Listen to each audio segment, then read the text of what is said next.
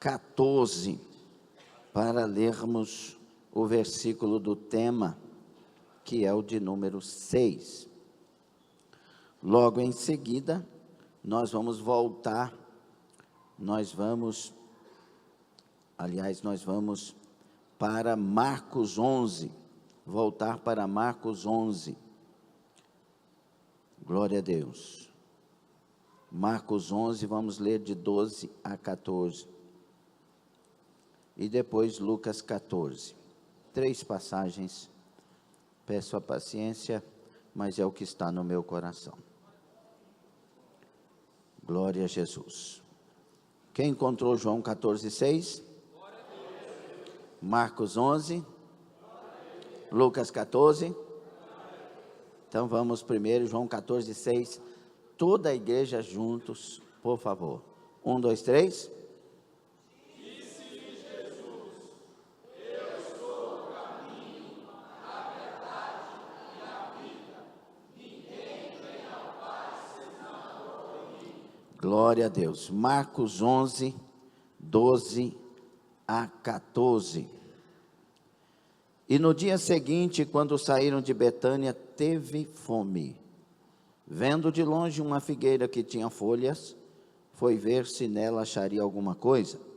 E chegando a ela, não achou senão folhas, porque não era tempo de figos. E Jesus, falando, disse à figueira: Nunca mais coma alguém fruto de ti. E os seus discípulos ouviram isto. Lucas 14, 25 a seguir, a parábola acerca da providência.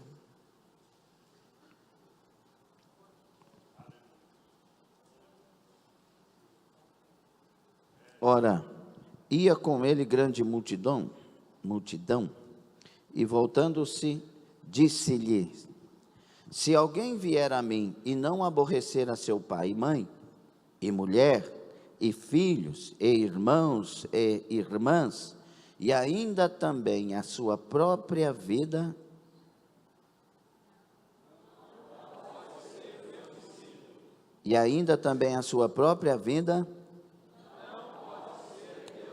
não pode ser meu discípulo. E qualquer que não levar a sua cruz e não vier após mim, não pode ser meu discípulo. Pois qual de vós, querendo edificar uma torre, não se assenta primeiro a fazer as contas dos gastos, para ver se tem com que acabar? Para que não aconteça que, depois de haver posto os alicerces, e não a podendo acabar, todos os que a virem comecem a escarnecer dele, dizendo: Este homem começou a edificar e não pôde acabar. Ou qual é o rei que, indo à guerra pelejar contra outro rei, não se assenta primeiro a tomar conselho sobre se com 10.000 pode sair ao encontro do que vem contra ele com 20.000? De outra maneira, estando o outro ainda longe, manda embaixadores e pede condições de paz. Assim, pois, qualquer de vós que não renuncia a tudo quanto tem, não pode ser meu discípulo. Bom é o sal, mas se ele degenerar, com que se adubará?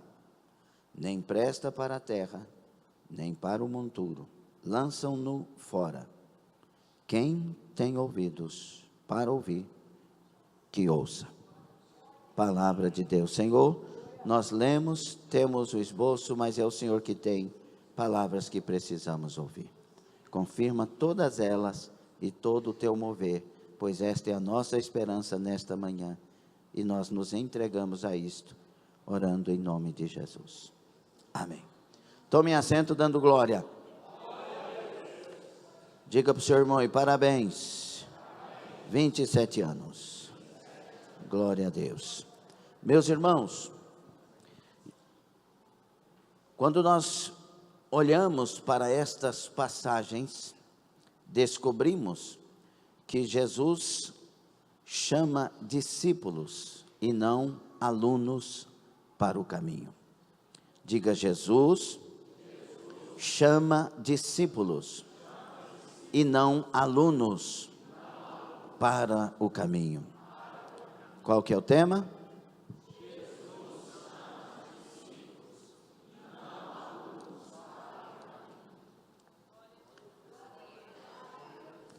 Há uma diferença entre ser aluno e ser discípulo. Nós temos aqui algumas pedagogas. O aluno é aquele que a gente, olhando na classe, tem eles ali. O aluno pode ser um mero espectador. O aluno pode ser aquele que recebe informações. O aluno é aquele que recebe instrução ou educação de um mestre. Agora, o discípulo é diferente. Ele vai além de apenas receber o ensino. Ele é o que segue as ideias e as doutrinas de outro. O aluno apenas recebe a instrução, sem necessariamente colocá-las em prática. Mas o discípulo, além de recebê-la, segue as instruções e doutrinas na prática. Há uma diferença de sentar nos bancos, sendo aluno, recebendo instruções, para aquele que é discípulo, que senta nos bancos, ouve e se coloca na prática de tudo que ouve. E eu tenho uma pergunta já, a primeira nesta manhã: você é aluno ou discípulo? Paulo disse a Timóteo em 2 3:10, e isso vai nos ajudar a entender o que é discípulo. Tu, porém, tens seguido a minha doutrina, modo de viver, intenção, fé, longanimidade, amor, paciência.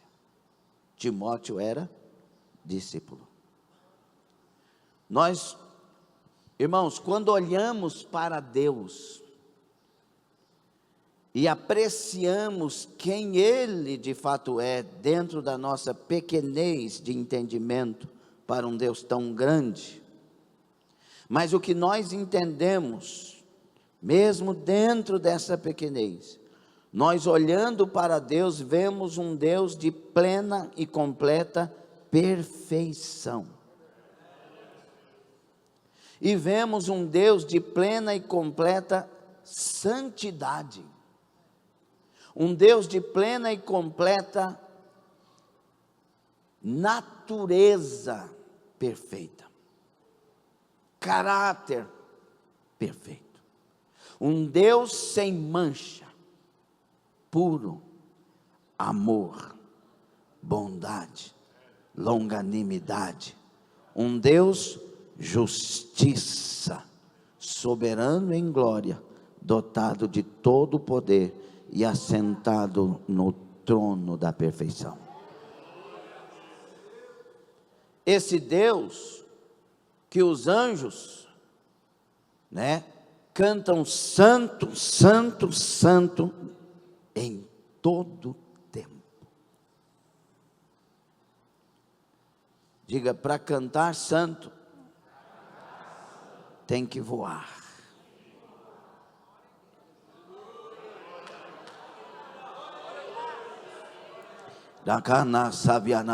Tem que sair dessa terra para cantar santo.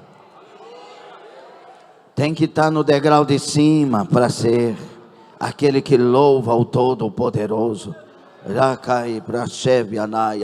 Por isso, nesta manhã, Jesus chama discípulos e não alunos para o caminho.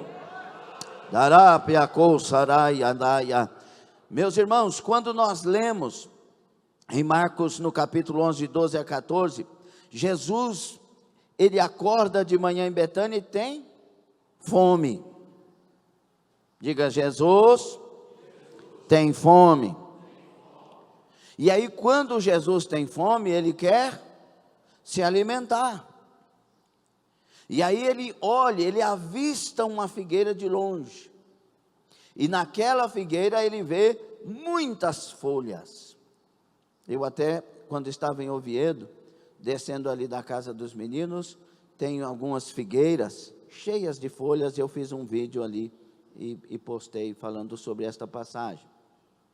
que também se encontra em Mateus 21, 18, 19. Quando Jesus vê as folhas na figueira, ele diz: se tem folhas, tem frutos. Porque esse era o sinal de que uma figueira tinha frutos. Quando você via muitas folhas, por isso a indignação de Jesus. E Jesus vai para a figueira mesmo não sendo tempo de frutos, tempo de figos. Mas tinha. Então ele vai e ele procura o fruto, só que ele não acha o fruto. E quando ele não acha o fruto, mesmo com tantas folhas, ele fica indignado. Nunca mais alguém coma fruto de você. E aquela figueira, os discípulos vão ver no outro dia que ela está totalmente seca. Este é um dos 2 milagres destrutivos de Jesus. Como assim? Jesus fez um milagre na figueira. Porque depois ele vai dar uma lição de fé. Tudo que você disser com fé, crendo e não duvidando, vai acontecer. No contexto dessa passagem. Mas é um milagre que acontece. E esse milagre é de destruição. E o segundo milagre foi quando ele ordena que os demônios saiam daquele gadareno. E ele vai para os porcos e milhares de porcos são precipitados e morrem. Mas por que Jesus faz isso com essa figueira? Tudo que Jesus faz para nós e registrado na Bíblia é pedagógico. Está nos ensinando. Está falando conosco. Deus não quer aparência, Ele quer verdade. O aluno tem aparência, o discípulo tem verdade. O aluno pode ter até folhas, se veste bonitinho, de terno, igual todos nós estamos aqui, um vestido bonito, elegante, ainda mais com pessoas tão, que ajuda tanto. E aí, nós podemos ter folhas, mas Deus não quer isto se não tiver frutos. Entenda novamente, Deus não quer isto se não tiver fruto. Por isso que Apocalipse 22 diz assim: quem é sujo, suja ainda mais, mas quem é santo, santifique ainda mais. Deus não quer que nós vistamos para a glória dEle, se não for para viver para a glória dEle. Ele não quer falsidade em nós, Ele não quer hipocrisia em nós, Ele não quer fantasia em nós, Ele quer verdade em nós. Ele é um Deus que nos conhece no profundo de cada um. Nas 7 cartas de Apocalipse, cada uma delas escritas para a Ásia Menor, Jesus fala: eu sei quem você é e conheço as tuas obras. Então para Deus não é vestir-se de, é ser e por causa disso vestir. A Bíblia diz que Deus atentou para Abel e para a sua oferta. Primeiro ele atentou para quem? E Deus rejeitou Caim e a sua... Deus rejeitou quem primeiro? Então primeiro não tem a ver com resultados, tem a ver com a essência. O aluno pode estar no meio, mas não tem essência. O discípulo tem essência, o discípulo tem vida, o discípulo foi tocado pelo mestre, foi convencido pelo mestre, e ama tanto o mestre, que começa a seguir os passos do mestre, e imitá-lo. Aleluia. A razão do discípulo é o mestre. O mestre, quando escreve um livro, o discípulo vai lá, compra e vai ler, porque admira o mestre, porque segue o mestre, ele quer entender o mestre. Aleluia, aleluia. Eu estou pregando para alunos ou para discípulos? Jesus olha para aquela figueira, onde estão os frutos? Jesus nesta manhã olha para nós e faz a mesma pergunta. Eu quero achar frutos. Há uma outra passagem, diferente desta, que Jesus vai para uma figueira, e ele quer destruir a figueira. Aí há uma intercessão: Senhor, deixa que a gente trabalhe os pés dela, e para que ela se torne fértil. E aí, o senhor vem aqui de novo e vê, se tiver fruto, aí o senhor não corta ela, mas se não tiver, aí o senhor faz o que o senhor está querendo fazer. Jesus esteve 3 anos com os judeus, com o povo dele, semeando, falando, e eles rejeitaram ele, crucificaram ele, e a figueira foi cortada, da cara massaia. Jesus já nos deu tempo bastante para a gente aprender que é hora de mostrar os frutos. Neste evento, nesta festa, Deus está marcando um divisor de águas. Neste evento, nesta festa, Deus está identificando os alunos e os discípulos, e Ele está separando os discípulos dos alunos, porque com os discípulos Ele tem uma grande obra a partir deste evento. Arabaco Sadaia, Ele vai levantar missionários no meio de nós, Ele vai aprovar pastores no meio de nós, Ele vai levantar uma mocidade missionária no meio de nós, adolescentes missionários no meio de nós. Ele vai começar a usar a boca das crianças para pregar, para consertar seus pais, para apontar para o seu pai e sua mãe e profetizar a voz do Espírito na casa. Aropacadaia, neste evento Deus está falando: eu quero discípulos. Vê se você consegue dar glória a Deus, porque quem dá glória a Deus é discípulo. O aluno fica julgando o professor, o discípulo fica admirando o seu mestre. Oh, cadabraçaia, nós admiramos o nosso mestre, e ele tem nome, o nome dele é Jesus Cristo, único caminho, verdade e vida.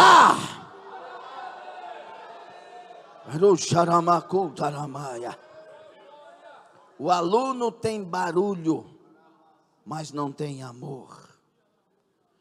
Abassurai. Paulo disse: eu vou mostrar para vocês um dom sobremodo excelente.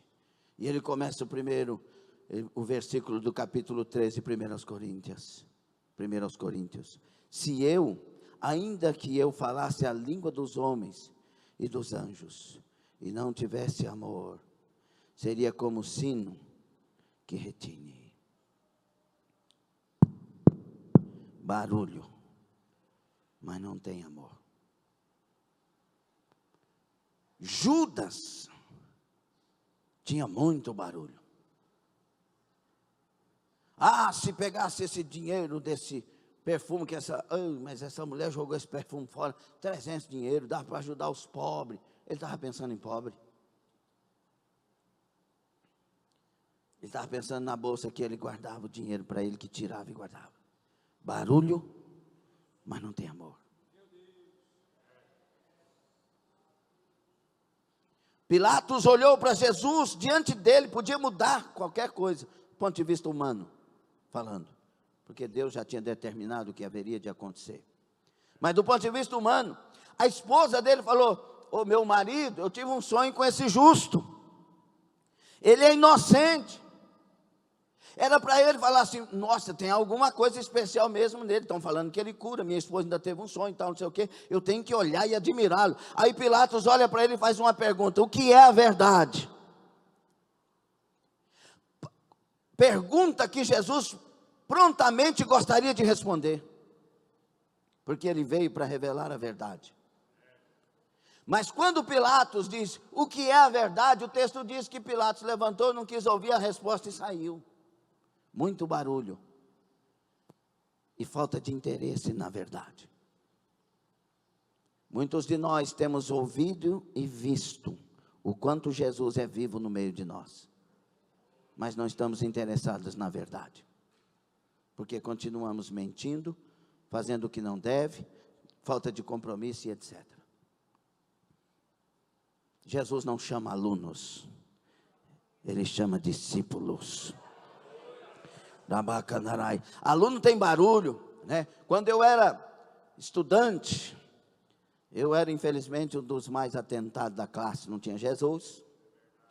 Verdade, você não sabia de nada, rapaz. E aí, quando você estava orando hoje de manhã, Deus disse: eu vou realizar o sonho do pai dele na vida dele. O que o irmão Lázaro sonhou de ser para Deus, aleluia, Deus vai fazer na sua vida. E quando você encontrar com seu papai na eternidade, haverá alegria nesse fato também. Urabasudaraia. E quando eu estudava, aí a gente ficava lá no fundo fazendo coisas erradas. Mas eu era muito inteligente, para a glória de Jesus, ainda sou. Eu aprendia tudo, eu tirava 9 e 10 em todas as matérias. Fazia muito barulho. E muitos daqueles que faziam barulho se tornaram pessoas perdidas, marginais, porque eram alunos, mas não discípulos. Não colocaram em prática o que aprendeu em classe. Deus não quer você sentado nesse banco sem colocar em prática o que Ele tem nos ensinado. Deus quer você nesta igreja sendo ativo, tendo folhas e tendo frutos, vestindo como um crente veste, mas vivendo como um crente deve viver. Adabaia, louvando e adorando o santo nome dEle, e fazendo barulho de adoração, mas vivendo como um verdadeiro adorador, nos lugares onde você passa, nas sociedades que você vive com elas. Deus quer você aqui adorando o nome dEle, dando glória e aleluia, e dizendo santo, santo, santo, mas lá fora não ouvindo música do mundo, não cantando música do mundo, não falando que desagrada a Deus, não entristecendo o Espírito Santo, não fazendo aquilo que um adorador daqui de dentro não deve fazer. Baraka subracaia. Deus está chamando. Eu quero discípulos no caminho, eu quero discípulos no caminho, eu sou o caminho, eu quero discípulos em mim, diz o Senhor. Urabai kuvanarashaya. Ayotobasaia, põe o terno, mas primeiro veste as vestes de justiça. Põe o vestido, mas primeiro vista as vestes de santidade. Orapaca saia, viva, falando que agrada a Deus. Cadabracaia na igreja, mas vista-se de um adorador, de uma adoradora, que onde estiver a presença do Senhor também esteja. Ai, abraça, abraca, xandaraia. Aleluia, aleluia. Estamos vivendo o tempo dos alunos, muitos alunos e poucos discípulos. Mas o Senhor usará os 300 gideões. Por isso que nesta manhã Ele chama os discípulos, porque Ele quer levantar os 300 gideões. Já está vacinado, já está confirmado na Escritura, a igreja vence. O catacitaia pode levantar contra, pode perseguir, pode fazer o que quiser, pode vir escândalos, e a Bíblia diz que é necessário que eles venham. Podem vender igreja, pode negociar na política, vender para ganhar o forro da igreja, para ganhar um lote para a igreja, uma área para a igreja, pode vender a igreja do jeito que quiser. Se a igreja é do homem, que continue sendo do homem, mas a igreja do Senhor Jesus não se venderá. A igreja do Senhor não está à venda. A igreja do Senhor não vende os votos. A igreja do Senhor não negocia votos com partidos anticristãos, partidos que estão vendendo e comprando as coisas dos homens que dizem ser da igreja. A igreja verdadeira não negocia. A igreja verdadeira vai subir ao encontro do seu mestre, e enquanto não subir nesta terra, honrará, glorificará e pregará o nome do seu mestre Jesus Cristo.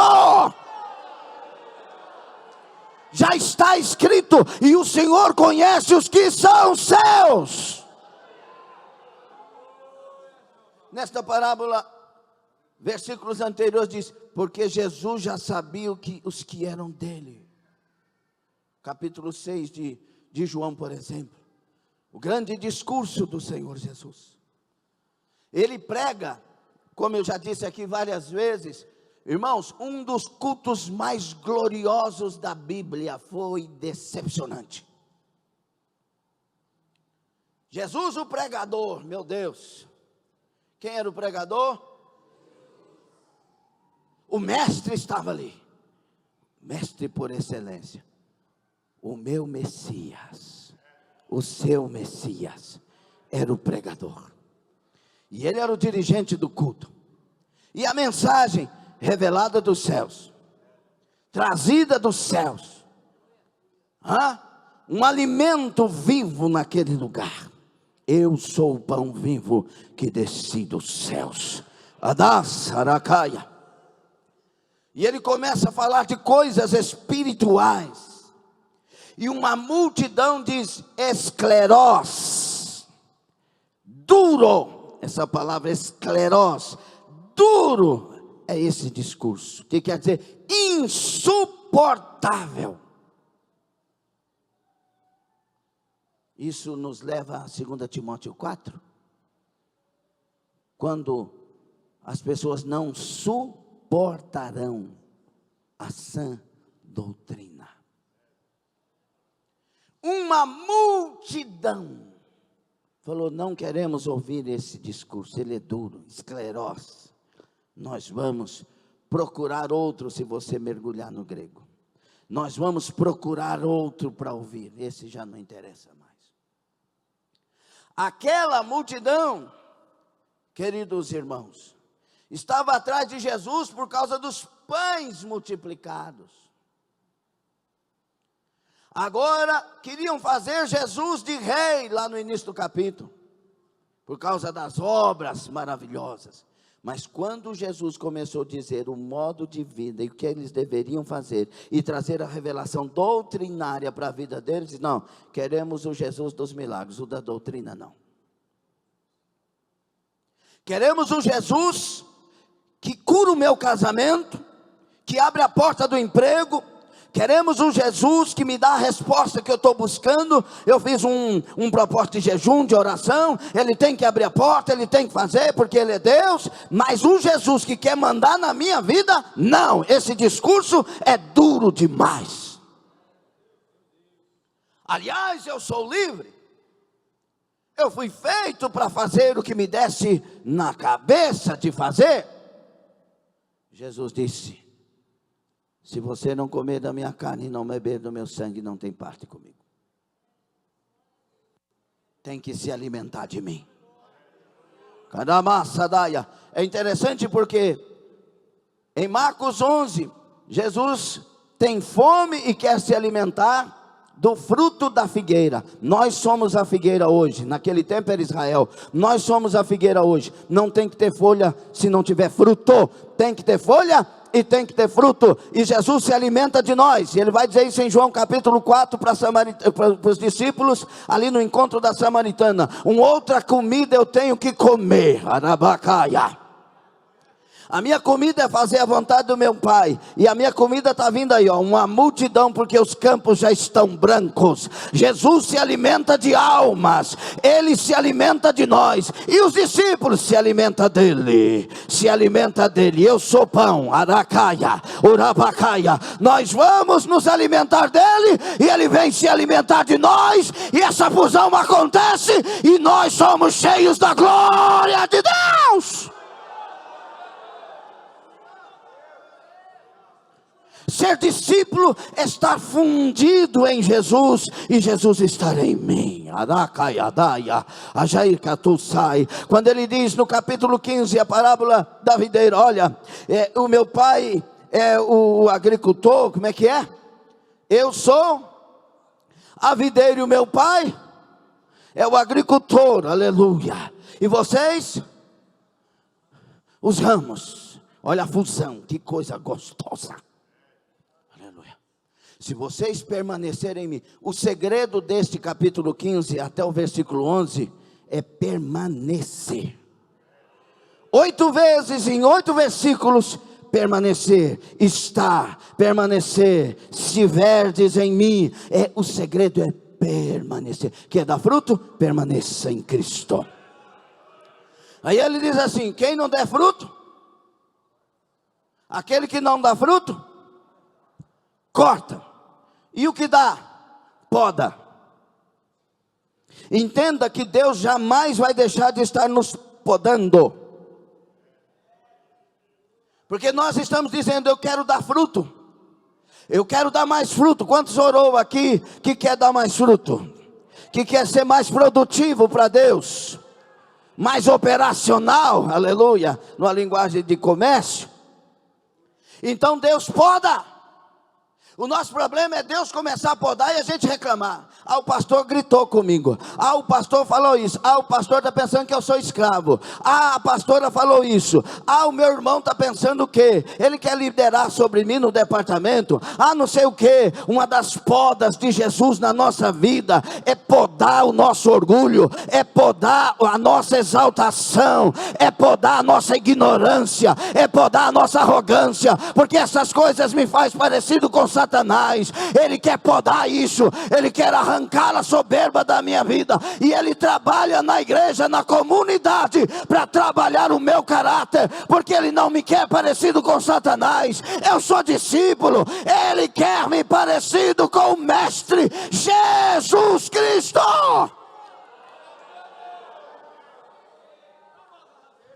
Por isso ele poda. Quantos aqui pediu para Deus, me melhora, Senhor? Deus melhorou Jó? Irmão, essa parte eu falo sempre, mas me chega. Quem que era o melhor homem de Deus na época de Jó? Tiago Queiroz. Na época de Jó, quem que era o melhor homem? Jesus falou assim, não tem homem como ele. Jesus disse, eu amo esse camarada. Deus está falando, eu amo. Ele é, mas ele faz a diferença. Mas vou melhorar ele. Meu Deus. Se Deus teve que melhorar Jó, será que ele vai querer melhorar Maciel? Será que ele vai querer melhorar Favaron? Será que ele vai querer melhorar Marcondes? Será que ele vai querer melhorar eu? Melhorar cada um de nós. Agora a pergunta é, será que a gente vai deixar ele melhorar nós? Você quer ser cortado ou podado? Cortado ou podado? Presta atenção, cortado ou podado? Então começa a se alegrar na presença.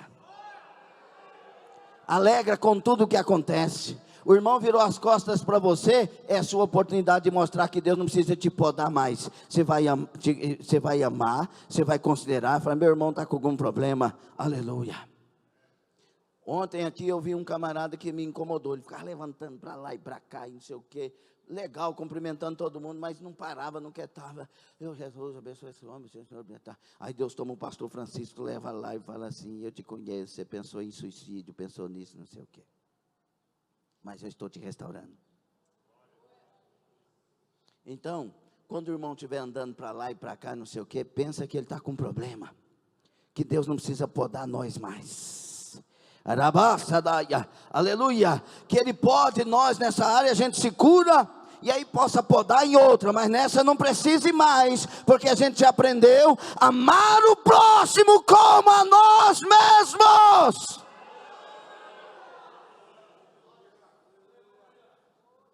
Está entendendo ou não? Então esse é o segredo. Ele é a videira, nós somos os ramos. Tem que dar fruto, mais fruto e mais fruto ainda. Leia o capítulo 15.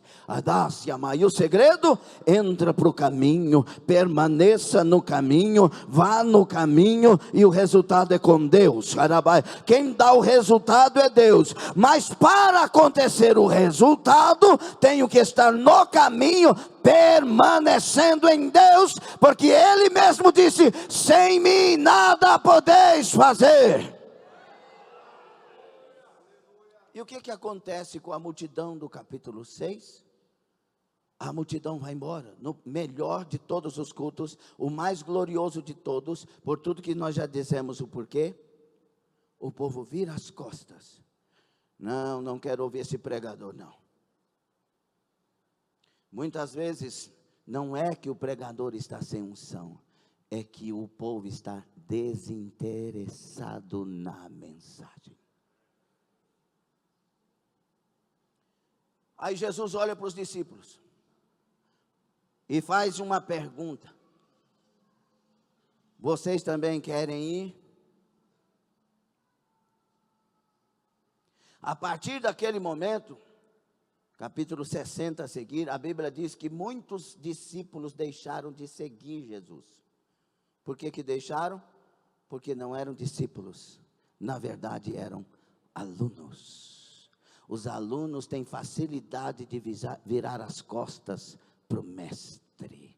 Os alunos têm facilidade de escolher outra escola, outro colégio, outro discipulado, outro que fale como eu quero que ele fale.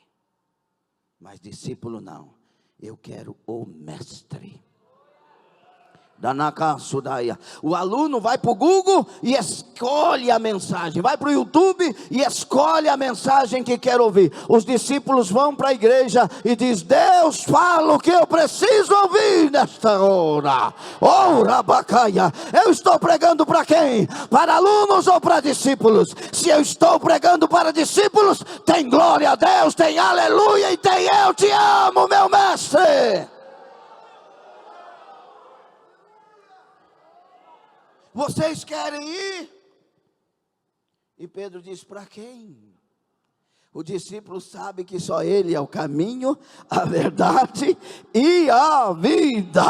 E que ninguém vai ao Pai se não for por ele. Arácia, Orabacaia. Por isso Pedro claramente diz: para quem? Não há outro. Só tu tem palavra de vida eterna. Eu não estou interessado nessa terra, eu estou interessado na eternidade. Tem alguém interessado na eternidade? Para que iremos nós se só Jesus nos leva para lá? Temos sabido e crido que tu és o escolhido de Deus, o Filho de Deus. E Pedro já falou isso muitas vezes. Aí Jesus falou assim: mas preste atenção. Não fui eu que escolhi vocês, os 12? No meio de vocês tem um que vai me trair. Escute, fala assim: no meio dos discípulos, tem discípulo que abandona o mestre, mesmo sendo discípulo. Hebreus capítulo 6. Aqueles que foram iluminados, conheceram a graça, experimentaram a luz, estiveram verdadeiramente no meio, mas agora abandonaram. Impossível que sejam novamente salvos. Cuidado, quem está ou quem pensa estar em pé, cuide-se para que não caia. Orai da Sevianaganaia. Ore, planta os seus pés na rocha. Os ventos virão para todos nós, as tempestades virão, os rios transbordarão, as coisas ruins acontecerão muito mais nesse tempo. Preste bastante atenção. Todos os males virão para todos, mas aquele que está construído na rocha vai ser destruído. Aquele que está construído na areia vai ser destruído, vai ser banido, vai no meio de todos estes males deste século. Mas se você tem uma vinda firmada na rocha, que pratica a palavra, que está na palavra, você permanecerá inabalável. O aluno cai, o discípulo permanece. Diga: o aluno ouve, entende, aprende.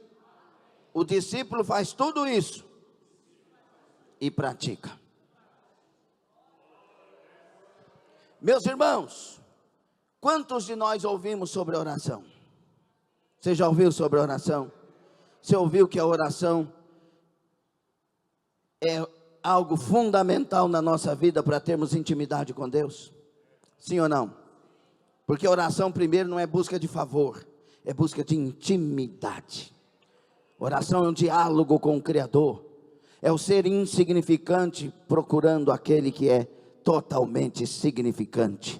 É o ser finito buscando o infinito. É o nada buscando tudo. É o barro buscando o oleiro. É o desesperado buscando a verdadeira esperança. Oracanaia, oração é intimidade com Deus. Mas quantos de nós não oramos? O aluno ouve sobre oração, o discípulo ouve e pratica a oração. Ramacai, que bom que essa igreja é uma igreja de oração. Eu vou vir para a oração, eu vou estar junto na oração. Eu te pergunto, neste tema sobre oração, você é aluno ou discípulo? Quantos nós ouvimos sobre jejum? Por favor. Que o jejum é mortificar a carne. Que o jejum e a oração vence casta de demônios. Que o jejum é a declaração de que eu quero muito mais ser alimentado por Deus do que alimentado na carne. Quantos nós ouvimos falar sobre jejum? E quantos temos vida de jejum?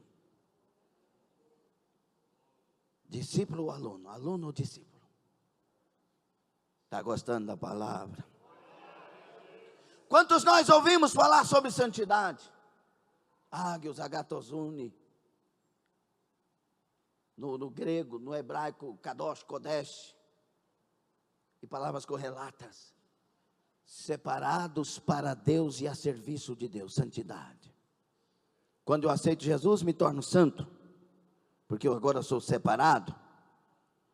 E quando eu caminho buscando imitar Jesus, eu estou buscando santidade. Seguir a paz e a santificação. Eu tenho que seguir nesse caminho em santificação. Cada dia, quem é puro se torna mais. Então, se você adorava, vai adorar mais. Se alegrava no culto, vai alegrar mais. Se ganhava almas, vai ganhar mais. Se era fiel, vai procurar ser mais fiel a cada dia, porque está santo, vivendo, correndo em santidade. E Hebreus 12:14 deixa claro: seguir a paz com todos e a santificação, sem a qual, quem quer ver Deus? O aluno não vai ver Deus, o discípulo vai. Aleluia. Separa, sai do meio deles, povo meu. Quanto mais andar com pessoas que não têm Deus, mais vamos apreciar e admirar o que eles fazem. Quanto mais andarmos com pessoas que de fato são de Deus, ungidos, cheios do Espírito Santo, mais nós vamos querer imitar os nossos amigos, porque estão imitando Jesus. Você escolhe com quem andar. Borástia tumai. Você vai admirar qualquer coisa que seguir. Palavra do Espírito Santo. O filho anda com o pai é um marginal, líder de uma gangue. O filho vai admirar isso. E ele vai querer ser o futuro líder da gangue. Porque o pai faz isso e ele admira o pai. Então eu tenho que escolher andar. É por isso que nós vamos entrar num texto que diz assim, quem não aborrece pai e mãe? E outra versão, odeia pai e mãe, não é digno de mim. Irmão, irmã, não é digno de mim. Pastor, a tradução aí não é outra não, a do hebraico é odeia. Agora tem que entender o odeia aqui. Porque o que Jesus quer falar, nesta leitura de 14, 25 a 35 de Lucas, é que nós temos que amar a Deus sobre todas as coisas. Escute. Sobre todas as coisas, em que largura, em que altura, a altura do meu amor a Deus tem que ser tão grande, que as pessoas que eu amo, quer que seja como se eu odiasse, pelo tamanho do amor que eu tenho a Ele. Porque a maior distância de um ponto ao outro é o ódio e o amor. Diga isso comigo. A maior distância que eu posso encontrar de um ponto ao outro não é da Terra e a última estrela das galáxias. Não. Diga não. A maior distância é do ódio ao amor. Porque o ódio corre para lá. Não, o ódio eu vou correr para a esquerda. O ódio corre para cá. E o amor corre para lá. A distância. Você tem que amar Deus de tal maneira que quem mande na sua vida seja única e exclusivamente Deus e a sua palavra e ninguém mais. Pode entender o porquê da colocação agora? Carai, tocou, Manás, Amanda. Deus não está procurando alunos, Ele está procurando discípulos. E neste tempo é o tempo que Deus quer levantar discípulos diferenciados. Aleluia. Eu amo tanto Deus, que sei que se eu priorizá-lo, Ele vai salvar minha mamãe, e vai salvar meu papai, vai salvar minha irmã, e vai salvar meu irmão. Um camarada chegou para Jesus e disse: mestre, eu quero te seguir. Aí ele quer ser discípulo, sim ou não? Eu quero te seguir. Jesus falou, aí ele falou assim: mas deixa primeiro enterrar meu pai. Não é que o pai dele tinha morrido, é que ele tinha responsabilidade sobre o pai, e ele tinha que ficar com o pai até que o pai falecesse, para que ele agora fosse então ter liberdade. E ele disse: deixa primeiro então enterrar meu pai. Ele disse: não, deixa os mortos enterrarem seus mortos, você vem e me siga. Discípulo não tem que deixar para depois a decisão que tem que tomar.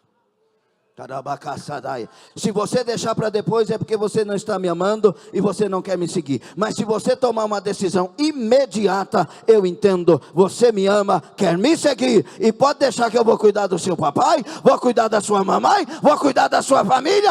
Enquanto fizeres a minha obra, eu cuidarei de ti e dos teus.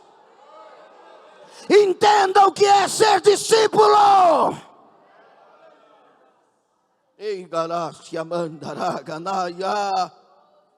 Quantos aqui têm ouvido sobre perdão?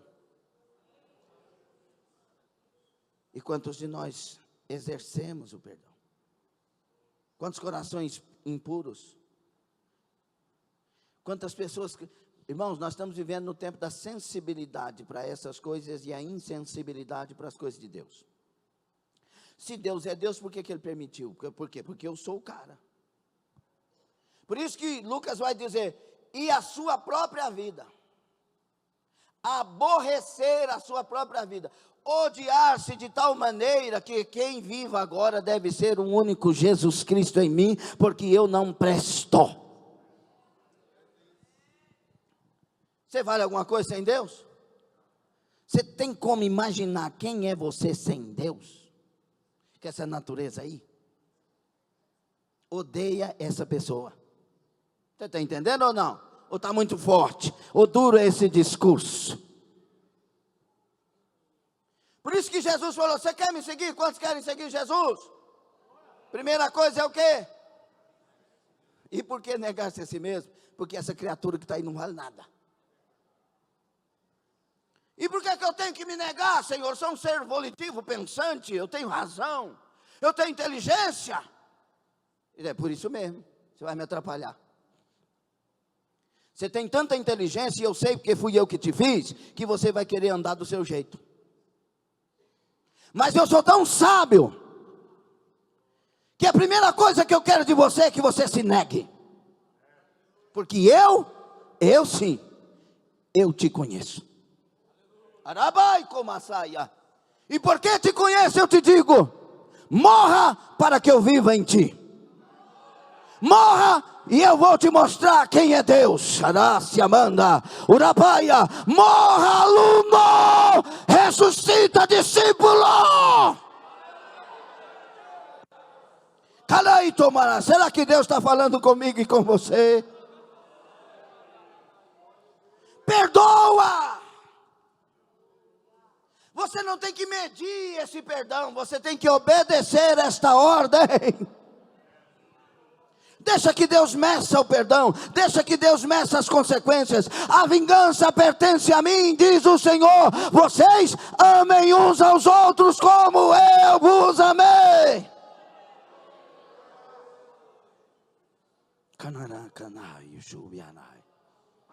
Quantos aqui ouviram falar contra o pecado? Quantos aqui sabem o que é pecado? A martiologia, na teologia. Pecado, irmão, é tudo aquilo que eu faço desobedecendo a Deus. Pronto. Tudo aquilo que afronta a palavra. E a palavra diz: não mentirás, não matarás. A palavra diz: perdoe como eu vos tenho perdoado, ame como eu vos tenho amado. A nossa doutrina de amor não é o nosso amor, porque esse amor aqui vale nada. Esse amor aqui, que eu costumo dizer, é igual o amor que nós temos pelo peixe, ou alguns aí pela carne assada. Eu amo vaca, como tudo. Que amor é esse? Eu amo peixe, só fica os espinhos. Peixe, você me ama, você me ama. Aí veio aquele peixinho que sumiu, como é que é o nome dele? Nemo. Você me ama, amo. Vem cá.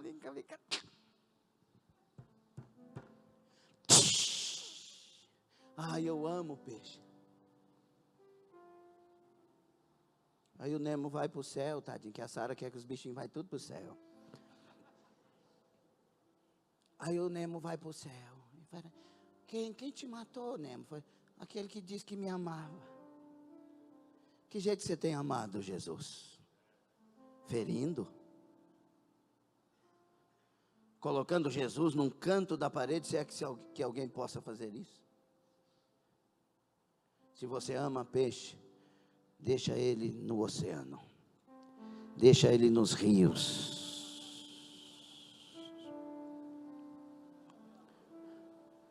Jesus disse: eu quero que vocês amem como eu.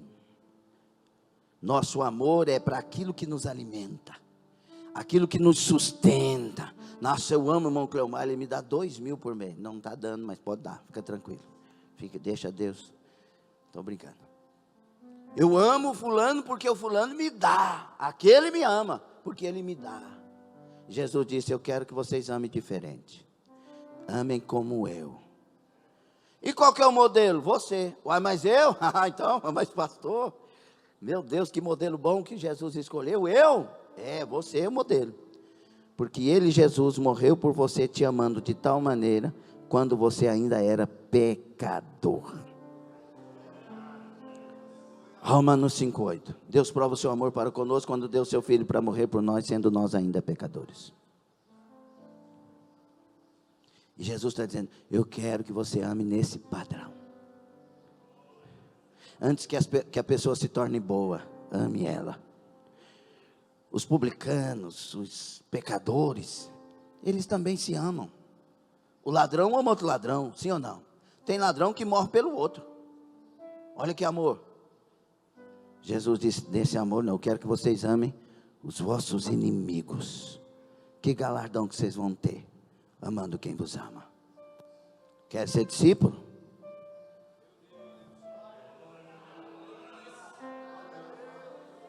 Ou vai continuar sendo aluno?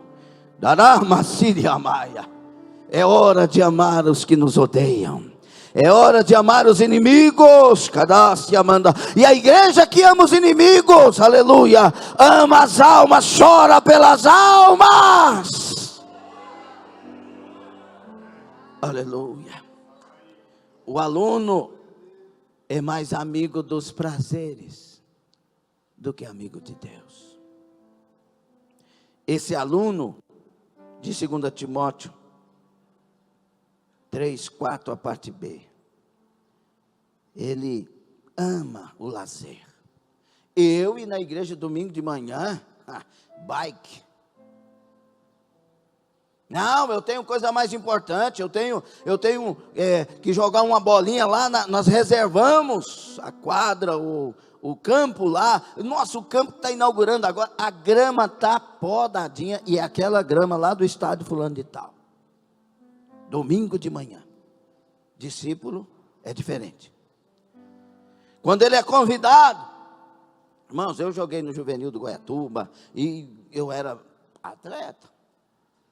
A gente fazia cada coisa. O estádio Divino Garcia Rosa, a gente subia e descia aqui as arquibancadas todinha fazendo exercício, e abdominal e não sei o quê, e saía correndo, passava não sei aonde, tantos quilômetros. Eu saía correndo da minha casa, corria 7 quilômetros, jogava 2 horas de salão no ginásio de Goiatuba e voltava correndo para minha casa. Quando Jesus me converteu, os irmãos chegaram para mim e disseram: vamos bater uma bolinha tal, não sei o quê. Eu falei: nunca mais. Eu nem pensei em falar, saiu da minha boca, nunca mais. Eu disse: jogar bola é pecado? Os irmãos da igreja. Eu falei: não é que é pecado, é que eu tenho coisa mais importante agora para me dedicar. E não estou falando isso para a glória de homem nenhum, eu estou falando coisas que o Espírito Santo faz. Porque se eu era tão dedicado assim, e geralmente quando somos, nós idolatramos essas coisas, o certo é falar uma coisa e outra, e nós vamos juntos com essas duas coisas. Quando eu estava indo para o estádio do Goiatuba, ver o Goiatuba Esporte Clube jogar com o time da capital, e olha que naquela época foi quando o Goiatuba foi campeão goiano, hein? Então estava no auge, aí o time tá, e eu estou indo na Francisquinha. Quem é a Francisquinha? A moto. E estou indo na Francisquinha, aí quando vai chegando para o lado, Deus me batizou com o Espírito Santo, eu era da presbiteriana tradicional ainda, e Jesus falou dentro de mim: você não vai entrar lá. Falei: vai, o que eu estou ouvindo aqui mesmo? Que coisa esquisita. Aí continuei a voz: você não vai entrar lá. Eu falei: oxe. Aí quando foi chegando perto do portão, né, a Rua Tefé dá em frente, Tietê dá em frente o portão do estádio. Foi chegando perto do estádio, a voz falou: você não vai entrar. E aí me deu uma angústia tão grande que se eu entrasse eu morreria na porta. E eu voltei e fui para casa. Cheguei em casa, fui para o quarto orar. Falei: Senhor, mas não tem problema, eu não vou xingar, não vou gritar, não vou brigar, não vou... E eu ia até lá para de trás do placar, lá para não ficar perto de ninguém, só para ver e tal. Jesus falou assim, o Espírito Santo, né? Falou assim: eu não estou lá. Estou falando o meu testemunho. Eu não estou lá. Aí veio na minha mente, novo convertido, na minha mente, não abri a boca não. Mas a Bíblia diz que o Senhor está em todo lugar.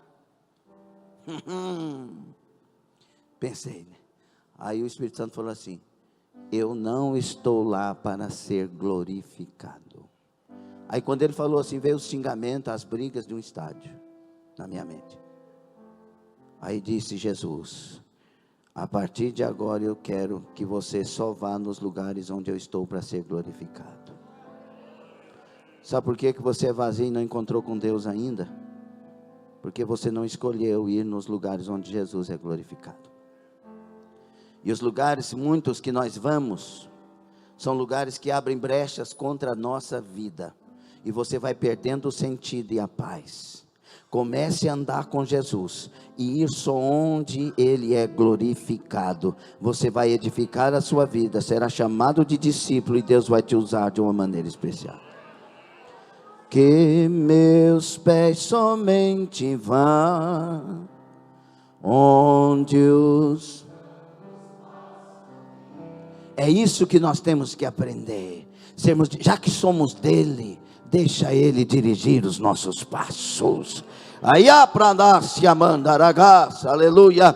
Nós temos que ser mais amigos de Deus do que amigos dos prazeres. Cuidado com aquilo que te dá prazer, porque muitas vezes é isso que te rouba de Deus. E quem se faz amigo do mundo se torna inimigo de Deus. Deus convoca os discípulos. Ainda temos discípulos nesta manhã. Para encerrar, Jesus ressurreto se apresenta aos seus discípulos. Que honra! E ele diz aos discípulos: vão para o cenáculo e fiquem lá, permaneçam lá. E a palavra cenáculo, o peron, no grego quer dizer andar de cima. Vão para o cenáculo e permaneçam lá. E o cenáculo é onde tinha acontecido a Santa Ceia. Vão para o cenáculo e permaneçam lá até, tem um limite para estar. Fiquem lá até que do alto a promessa venha. E vocês serão cheios do Espírito Santo. A promessa se cumprirá e vocês se tornarão minhas testemunhas. Diga, discípulo se torna testemunha. Para isso tem que ser cheio. Aí eles vão. E aí, meus queridos, Jesus apareceu ressurreto para uma vez só, para 500 pessoas. Então o texto diz que aproximadamente 120 estavam no cenáculo. Isso quer dizer que haviam mais pessoas antes. Porque senão eles saberiam o número exato de pessoas. Porque eles estavam e vão permanecer ali 10 dias. Dá para contar direitinho. Mas como tinha 500, que caiu para 400, essa é a minha interpretação por inferência, caiu para 200, caiu para 150, e aproximadamente 120 só que permaneceram. Isso quer dizer que se a minha teoria dos 500 estiver correta, 380 eram alunos, mas 120 eram discípulos. Ragamassúria. O aluno não tem paciência de esperar se tornar cheio do Espírito, mas o discípulo insiste até que seja cheio. Harakanasya. Urabiato kinarabaya. O aluno não suporta ter que orar para isso, não suporta ter que permanecer para isso, não suporta ter que fazer coisas para isso. O discípulo tem fome, o discípulo tem sede, o discípulo olha para o mestre e diz: ele é verdadeiro, ele diz que batiza e ele vai batizar, ele diz que vai me encher, ele vai encher. Meu Deus, me batiza com fogo.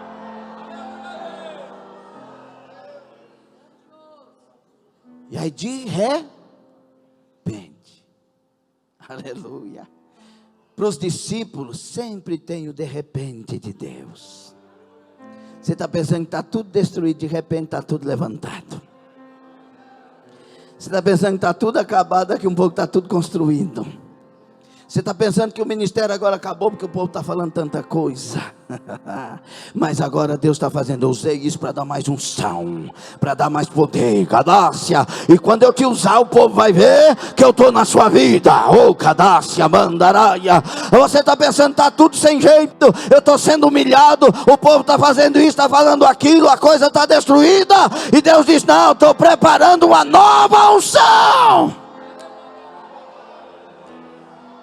Os alunos não suportam essa parte do processo, mas o discípulo sabe que o processo é a certeza que está vindo algo grande. Aí, ponha-se sobre os pés.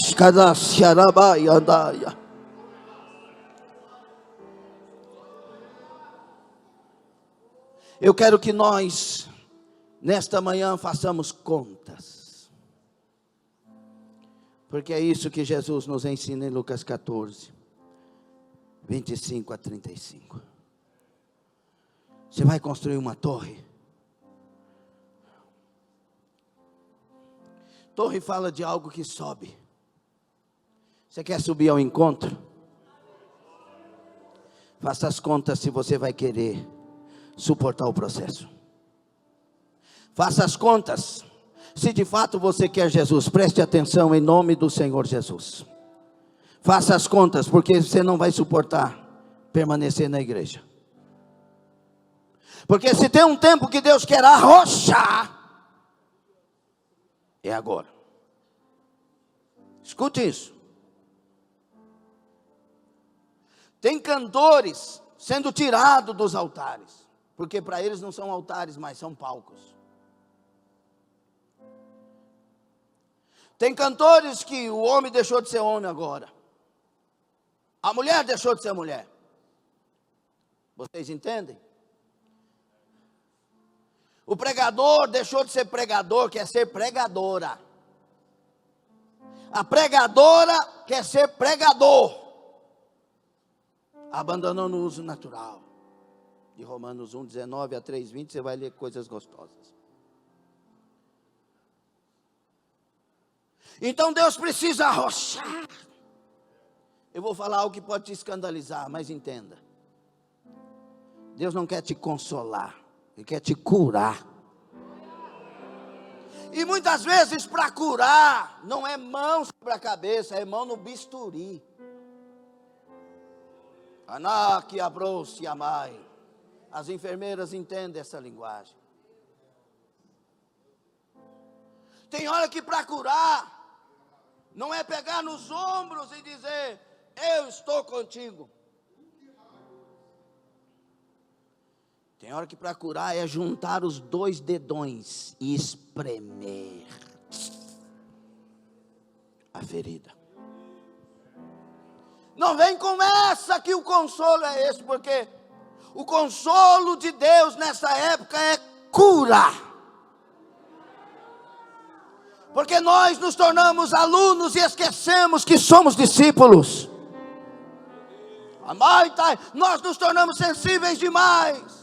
Deus não pode nos tocar, Deus não pode pegar o bisturi, não, Deus não pode fazer isso, não pode fazer aquilo. Jó, eu quero te melhorar.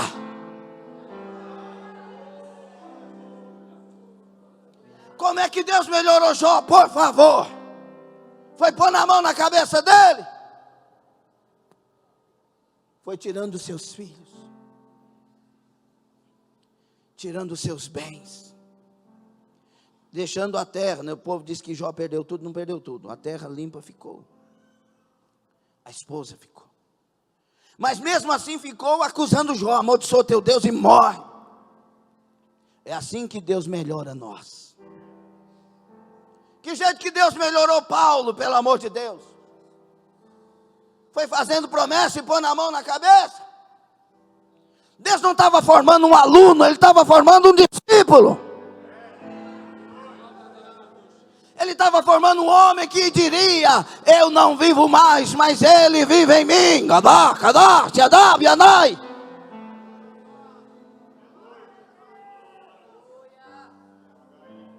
Paulo fala para nós aí, como é que Deus te consolou? Muitos açoites. Eu ando tremendo por tantos açoites que eu recebi. Muitos irmãos me traíram. Eu estive preso muitas vezes. Teve um momento que eu pensei que eu iria morrer, mas o Senhor teve misericórdia. No meu julgamento ninguém estava presente. Ô Saulo, Paulo, abandona o teu Deus. Ele me destruiu. Mas eu posso dizer, não vivo mais eu. Ele está aqui. E eu sei que eu vou morrer. E eu me alegro em poder morrer por aquele que morreu por mim. Eu combati o bom combate, encerrei a carreira, fui até o fim. E guardei a fé. Desde agora tem uma coroa de glória me esperando, Racadaia. Por isso eu me ofereço em libação, em oferta. Eu não sei se você quer saber de cristianismo.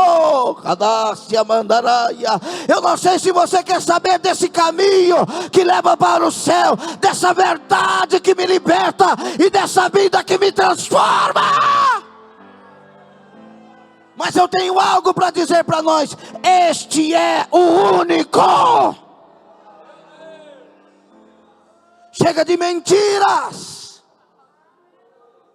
Como Deus melhorou Pedro, como Deus melhorou Tiago, como Deus trabalhou com Neemias, com Jeremias, com Isaías, com Obadias. Chega de farsa, chega de mentira. É hora de ser discípulo. É hora de ser discípulo. Deixa eu te falar uma coisa. A gente vive nesse mundo buscando liberdade e fazendo tudo que escolhe fazer, os prazeres que quer fazer. A gente passando tudo que quer fazer e aquela coisa toda, vivemos infelizes e vazios.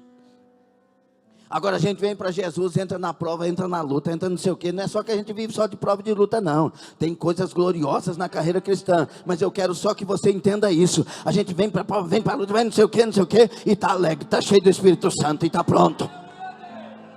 Que negócio é esse? Isso é Jesus Cristo salvando-nos de nós mesmos e nos preparando, tornando-nos discípulos, e para o dia do arrebatamento nos chamar para Ele. Arucanai. Por isso Jesus disse: permaneça, permaneça, e eu vou encher, e vocês se tornarão testemunhas. E aí tem outro cargo, mas não é só discípulos e testemunhas. Jesus chegou para os discípulos e disse: eu não vou chamar vocês de servos mais, mas agora vocês são meus amigos. Nosso conceito de amigo é diferente do conceito de Jesus. Nosso conceito de amigo é enquanto nós estamos de acordo. Tá bom, mas nós temos nossas barreiras e nossas intimidades. Só até aqui tá bom. De Jesus não. Amigo de Jesus, ele revela toda a verdade. Ele revela-se a nós com profundidade. E de maneira crescente. Vai melhorando.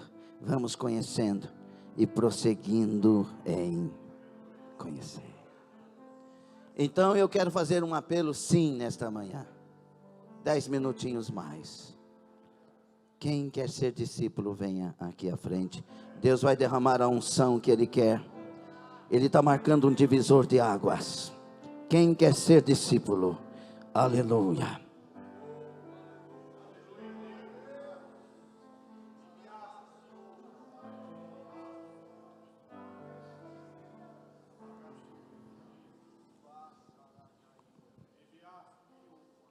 Quando Jesus falou assim: não pode ser meu discípulo, eu creio que havia no coração de Jesus uma certa indignação.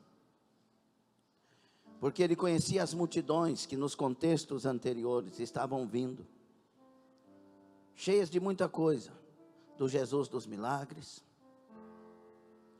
do Jesus que poderia tomar o reino de Roma e implantar o reino de Davi que estava prometido, porque eles entendiam que era para esse tempo deles.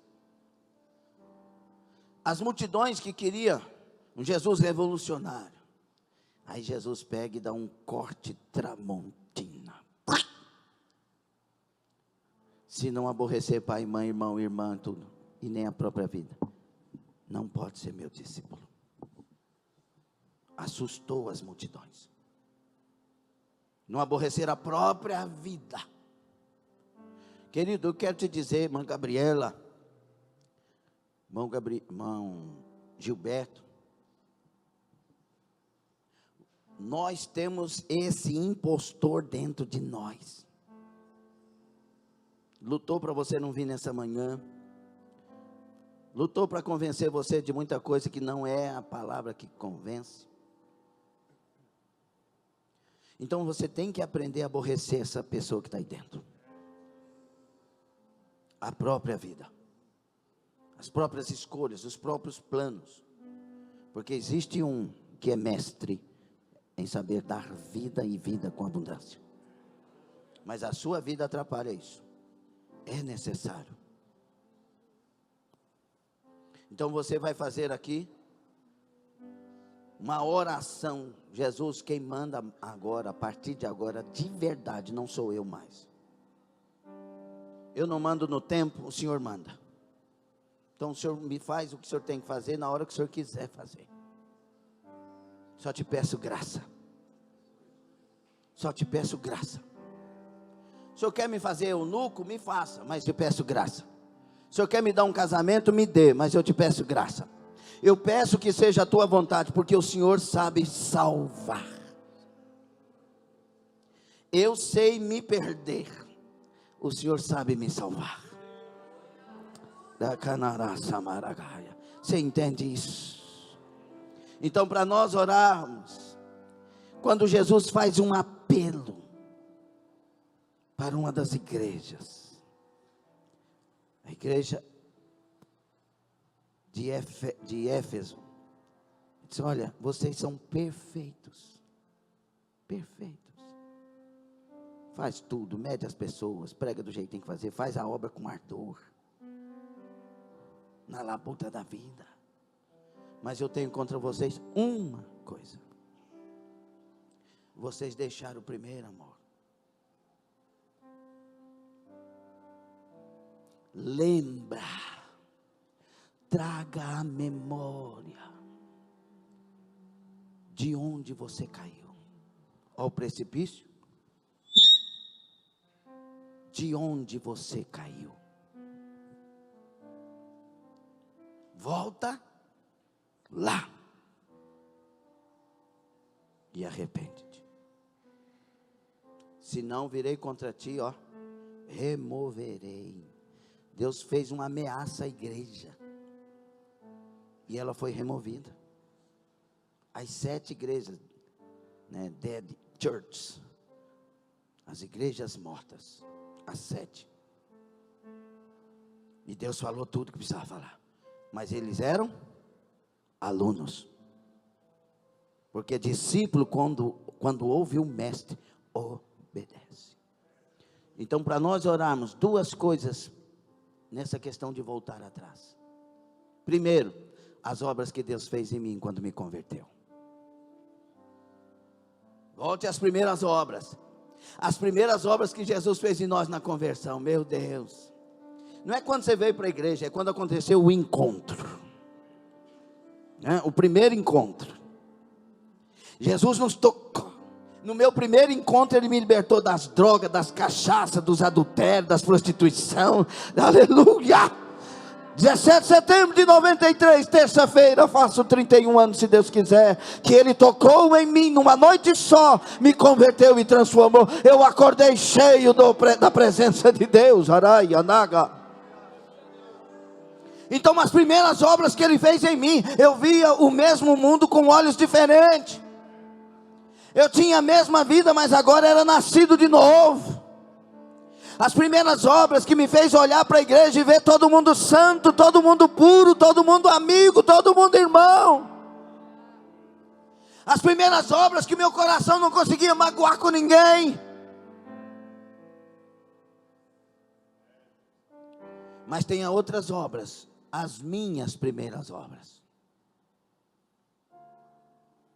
Volto a elas. Eu amava com um amor diferente. Eu perdoava com um perdão diferente. Eu cantava. Toda vez que alguma coisa queria me entristecer. Cheguei nos 2 discípulos. Nos 2 irmãos que eu imitava. Que eu queria imitar a fé deles. Quando novo convertido. E aí eu vim, era brincalhão demais, né? Que era piadista. E eu cheguei assim para passar um susto neles. E esses 2 estavam falando mal de mim. O Zaca, que era o meu apelido. Isso é fogo de palha. Ele está ali com interesse em alguma, e não sei o que. 3 meses ele volta para as mesas. E eu fiquei todo sem graça. Voltei. Vermelhinho. E saí abalado. Peguei a moto e saí. Jesus, eu vou mostrar para eles. E para o Senhor. Que o Senhor me converteu de verdade. Até hoje eles não sabem. Até hoje eles não sabem disso. E aí quando estava na moto, ó meu Senhor, dá-me mais gratidão por tudo que Tu fizeste. E eu fui cantando. Aí, mais grato a ti, mais consagrado. Olha o que vai dizer: mais humilhado e cheio de amor, faz-me mais grato a ti. Nas primeiras obras, quando a gente era humilhado, a gente cantava. E a gente queria mostrar que a nossa atitude era cristã. Volte às atitudes cristãs. Volte às primeiras obras. A forma que você orava, que você jejuava. Você acordava de manhã e nada te impedia para orar, para buscar. Não havia revolta no seu coração, porque o culto passou do horário, porque a coisa aconteceu. Você queria mais culto, mais palavra, mais adoração. Aliás, você queria mudar para a igreja. Você queria mais tempo para adorar a Deus, para glorificar a Deus. Lembra onde tu caíste, discípulo? E volte. Porque eu não quero chamar vocês mais de discípulos, de servos, nem de testemunhas. Quero chamar de amigos. O amigo entende, o amigo vai pelo outro.